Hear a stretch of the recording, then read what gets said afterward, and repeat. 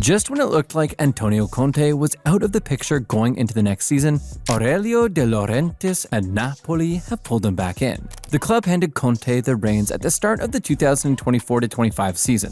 And despite missing Victor Osimhen at the beginning of the campaign and losing Kvaratskhelia midday, Conte still worked his magic. He led Napoli to a stunning Serie A victory, beating Champions League finalists Inter Milan to the punch. Now, with a new season on the horizon, the Italian tactician is building something serious. From Kevin De Bruyne to Jonathan David, the names linked to Naples are turning heads. And there's plenty more on the way. If you want to know just how far Conte and this squad can go, make sure to like the video, subscribe to the channel, and stay tuned, because this Napoli team isn't playing around. Napoli are sitting pretty as Italian champions right now, with everyone loving what's happening over there in Naples with Conte and his squad. But let me take you back to what things looked like right after Luciano Spalletti left. If you weren't paying close attention, you might have missed just how quickly the team's fortunes changed. The very next season after Spalletti's departure, they went from fighting at the top to struggling under new managers like Rudi Garcia and Walter Mazzarri. Instead of securing a spot in the Champions League, they ended up falling outside those all-important qualification places. Now, some of you might be wondering, how does a team go from champions to that kind of drop? Well, it's a mix of things. For starters, key players like Kim Min-jae left the club after the title win. Then there's Victor Osimhen, whose future became a big question mark because of transfer rumors and that huge release clause in his contract. Plus, captain Giovanni Di Lorenzo and midfielder Piotr Zielinski, who usually deliver on the pitch, just weren't quite firing like before. The whole team lost the sharpness and chemistry that made them champions in the first place. The future was looking bleak until Napoli made the decision and brought in Antonio Conte as their new manager in June 2024. When President Aurelio De Laurentiis announced Conte's appointment, it was a clear message. Napoli is serious about climbing back to the top. But here's the thing, not everyone was convinced this was the perfect fit. Some fans and experts had their doubts. And why was that, you ask? Well, for starters, Conte's recent exit from Tottenham Hotspur wasn't exactly smooth. There was tension, drama, all that kind of stuff that made people question whether his fiery nature was going to clash with club administrators. Then there's the state of Napoli's squad itself. After losing key players like Kim Min-jae and with Osimhen's future up in the air, the team needed a serious rebuild. Could Conte rebuild a broken Napoli? We got our answer in the transfer window when Napoli went in search of players who fit their manager's intense and physical style of coaching. Napoli didn't hold back either, splashing out around 151.66 million euros to reshape the team. Conte focused on players who were tough, disciplined, and had Premier League experience because he knows how valuable that kind of grit and pace can be. Let's talk about some of the big signings. Alessandro Buongiorno, a 25-year-old center-back, arrived from Torino for 35 million euros. Napoli needed someone to step up and fill the huge shoes left by Kim Min-jae, who'd already gone. Then there's Scott McTominay, who came over from Manchester United for 30.5 million euros. Conte also brought in someone he already trusted, Romelu Lukaku. The Belgian striker joined from Chelsea for 30 million euros, stepping into the role left vacant by Victor Osimhen's departure. Lukaku's power and experience give Napoli a lethal weapon up front. On the wings, David Neres arrived for 28 million euros, brought in to add pace and stretch defenses, especially after Havica Kvaratskhelia left the club. In midfield, 23-year-old Billy Gilmore was signed from Brighton for 14 million euros to provide defensive stability and help control the tempo.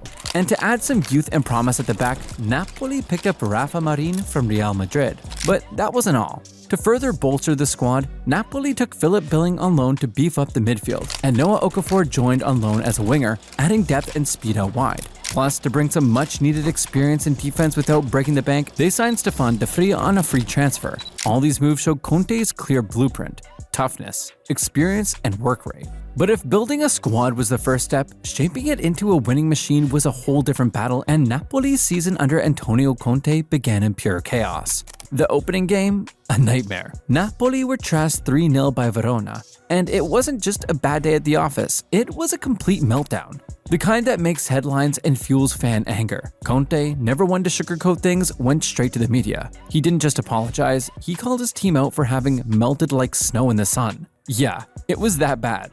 It was the kind of match that doesn't just drop you in the table. It exposes cracks everywhere. Poor positioning, lack of fight, zero cohesion. And so, Conte did what he rarely ever does. He changed. He scrapped off his signature 3-5-2. Just tossed it. Instead, he pivoted to a 4-3-3, something more fluid, more adaptable. A formation that could give him control in the middle and plug the holes leaking goals at the back. That tactical shift turned fullbacks like Giovanni Di Lorenzo and Matthias Oliveira into crucial pieces. They had to stretch the pitch wide, provide outlets, and hold shape in defense. Meanwhile, guys like Scott McTominay and André-Frank Zembo Anguissa were suddenly asked to do double duty, track back, break up play, and still push forward when the ball turned over. Before we push on people, how about you go back and hit that like and subscribe button if you haven't? Have you done the needful already? Good. Now let's push on. Now, after Conte's tactical shakeup with the 4-3-3, the storm began to settle. Napoli turned into a defensive fortress, the stingiest in all of Serie A. They conceded just 27 goals over the entire season.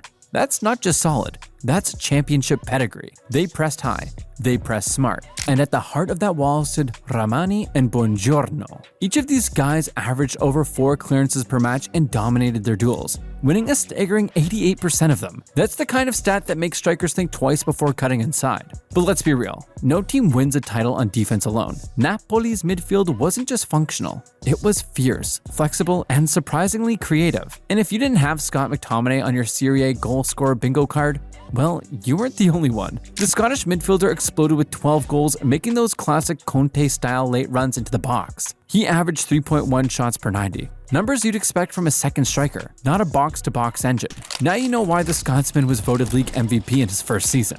Then there was his fellow countryman, Billy Gilmore, the calm in the chaos. Just 23, but playing like a veteran. As a deep-lying playmaker, he controlled Napoli's rhythm with surgical precision. A 92% pass accuracy across the season speaks volumes, but his masterpiece came in the title clincher against Cagliari. He completed 533 passes in that match alone. That's Xavi in his prime territory. And even without Osimhen or Kvaratskhelia for key stretches of the season, Napoli kept producing chances at a stunning rate, leading Serie A with an expected goals average of 3.46 per game. Romelu Lukaku led the line with 14 goals and 10 assists, holding up play, bringing others in, and creating space in the final third. David Neres and Leonardo Spinazzola were constant outlets on the flank. Most of the danger came from the left, where 35% of Napoli's attacks were focused. Spinazzola's overlapping runs and Neres' direct dribbling helped stretch defenses and isolate weak fullbacks. The system Conte built made sure width wasn't just decoration. It was the main channel of disruption. Conte's biggest strength showed up in high-pressure games. Against Inter Milan, in a title-defining clash, he adjusted Napoli's setup to a disciplined 4-4-2 mid-block. They let Inter have the ball, holding just 45% possession. But when Napoli broke, they did it with sharp intent. A fast transition through midfield ended with McTominay placing the winner past Sommer. Set pieces also became a key source of goals. Napoli scored 12 from corners. They didn't happen by accident though. Gianni Vio, Conte's set-piece specialist, focused on near-post routines designed to exploit Lukaku's aerial strength. The delivery was tight, the timing rehearsed, and the execution clinical. And so here we are, at the end of the 2024-2025 season with Antonio Conte, who had answered every critic and doubters. He took a broken, doubted Napoli side and led them past Inter, Juventus, and Milan. Against all odds. Against early season chaos, he stood tall. The doubters were silenced. But even as Naples exploded in celebration, the headlines were already shifting.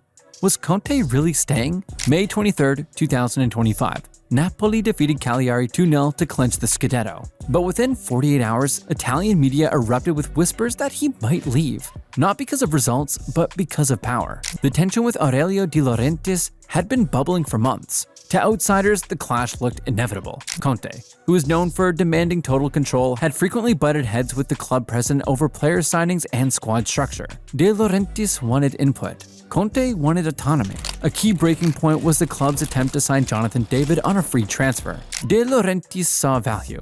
Conte saw a mismatch. He vetoed the move, arguing David lacked the hold-up play and vertical presence his system required. But this power struggle wasn't just about who played up front.